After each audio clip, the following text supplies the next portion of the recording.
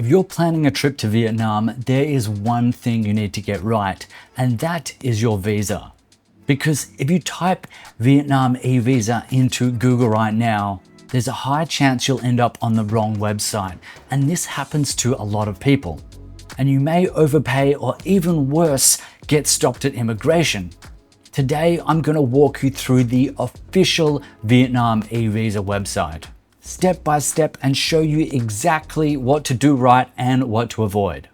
Because I've seen way too many people either pay double or use sketchy third-party websites. The process itself is actually quite simple, but the problem is everything around it. Fake ads, fake sites, express services, all there just to confuse you even more. And I'm going to show you how to do it properly the first time and the right time. So first things, this is the only website you should be using. The official Vietnam government e-visa website looks like this. The URL is e-visa.gov.vn. If you see anything that says visa service, urgent processing, or looks overly polished with big promises, that's probably not the official site.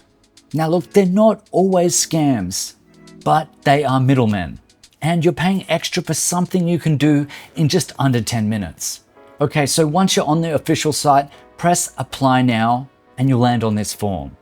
All right, so we press apply now and then you'll get a bunch of declaration instructions. Just scroll down to the bottom, press comply with each and go next. Once you're here, you'll need an image of yourself and then an image of your passport.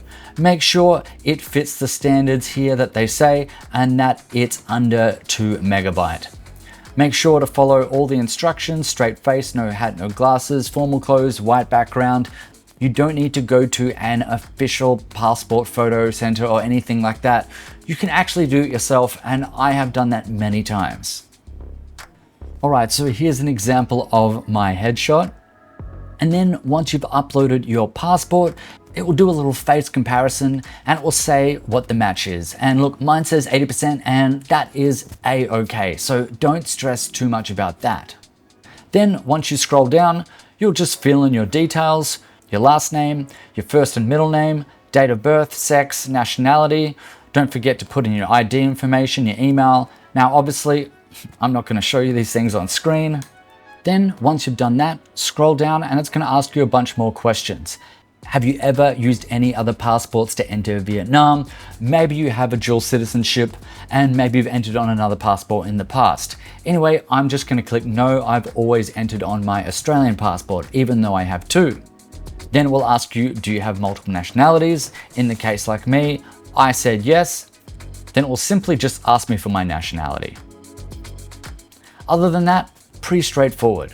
Then once you scroll down a little bit, it will say whether you want a single entry visa or a multiple entry visa. Now, a single entry should cost you $25 or a multiple entry will cost you $50. And that means you can come in and out of the 90-day period that you get, depending on which country you're from. Then you can go in and select what date you want to come in and then what date you want to leave. And remember, you do get up to 90 days, so make sure the date range is within those. Then when you scroll down a little further, it's going to ask you again for your passport information, the place of issue, what type of passport you've got. I just have an ordinary one. Then also the date of issue. Then once you scroll down a little more, it's going to ask for your contact information. Now I'm just going to put my address in here. And then also it will ask you for an emergency contact. Normally for that, I just put my mother. Then it's going to ask you for your occupation. So whether you be a businessman, employee, a retiree, student, unemployed, it doesn't really matter. Well, just put what you are. I'm going to put a businessman. Occupation, I'm a video editor. I work for myself. Then it's going to say name of company, which is just me because I'm self-employed. It will ask you also if you're studying, what place you study at, and what you're doing. Now it'll ask you some information about the trip. The purpose of entry, I just put tourist. Then you can put your intended date of entry. It will say the length of stay. Then that will depend on the dates you put of coming in and coming out. For me, it already defaulted just to 62. I put in that as an example. Then it'll ask you for your phone number in Vietnam. I just put my Australian phone number from back home.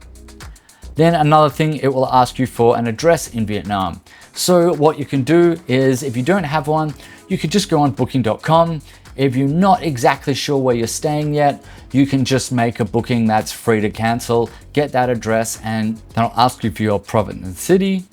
Now, the ward can be a little bit confusing. If you don't know, literally paste the address that you have into ChatGPT and ask it, which ward am I staying in? That might make things a little bit easier. But when I've gone on Google Maps and found the address, it says I'm in the An Hai ward. Then it's going to ask you, what is your intended border gate of entry? So I'm going to put Da Nang International Airport because that's where I flew into.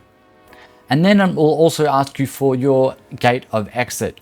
Maybe you don't know at the time, take your best guess. I'm going to put Noi Ban International Airport, which is in Hanoi.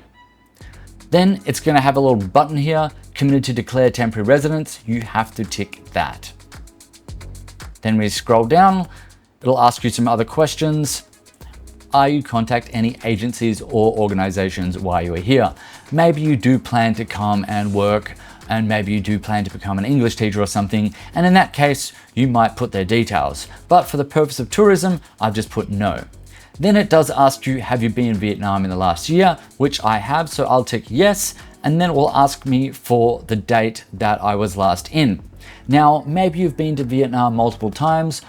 On the last few times when I put in my application, I just put in the last time I came. I didn't put all of them. And every time it's been accepted, no worries there. Then the next question is, do you have any relatives living in Vietnam? I personally do not, so I just press no. Then when you scroll down, it says, do you have any children accompanying you on this trip? Now, I don't have any kids, so I just leave that blank. Then finally, it's going to ask you what your intended expenses are. Now, normally I come here for 3 months and I just put 3,000 US dollars. It says one of the questions is, did you buy insurance? Yes, specify. I just put travel insurance, who is going to cover the trip, and me personally. And then it'll ask you for a method of payment. You could put cash or credit card. For the sake of this, I'm just going to put credit card. Then after that, there will be a declaration button, which you just press here, which will allow you to go next. Now, if you forgot to fill in anything, which I have, it asked me when was I last in Vietnam. So I'm just going to put some, for the sake of this video, some random dates. Entry purpose, tourism, and next. Then it will let you review the application. Go and make sure that everything is correct because you don't want to have to do this again. Then simply scroll down. It'll ask you for a security capture code, 895052, and press next again. Then you'll get a notice saying declaration complete, and then you should get an email telling you that this has happened. Then once you press confirm, it will bring you to the payment page. Simply press I agree to pay and go to the payment section. And then once it's done this, it normally takes around 3 business days. That can also depend on person to person, country to country. And that's how you do it. So once it's approved, you'll download a PDF. This is your e-visa. You can either print it out or keep it on your phone. Then when you land, they may ask you to show this at immigration, but more than likely you will get asked to see it at the airport before you fly into the country. And that's all there is to it. No extra steps, no visa on arrival line, simply just head to immigration, show your form, and walk on through. Honestly, I've done this multiple times and I personally have never had any issues. This is the official website. As you can see, it just takes you a couple of minutes and it's going to save you a lot of hassle knowing it's done correctly the right way, and it's probably going to save you a bit more money. If you found this helpful, I'd appreciate you hitting the like button. Let me know in the comments below if you've had any issues or what your horror stories have been when trying to get an e-visa through a different company. Anyway, thanks for watching. Until next time, keep on adventuring.